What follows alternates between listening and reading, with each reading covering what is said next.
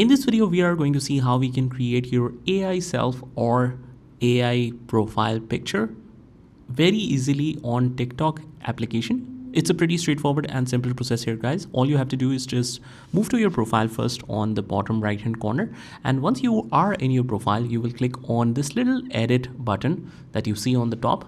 Let me just highlight it for you. So this is the button that we want to click. This is it.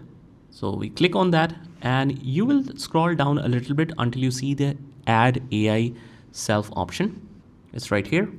So we click on that, click on create AI self. We select the picture, click on generate. Now, once you do that, it will create an AI self of your image. So just try this. This is a very interesting feature. You can try setting different responses here, and hopefully the one that is best in result, you can use that as your AI self. And that is how we do it. I hope you found this video helpful. And if you did, hit the like button and subscribe to our channel, and I will see you in the next one.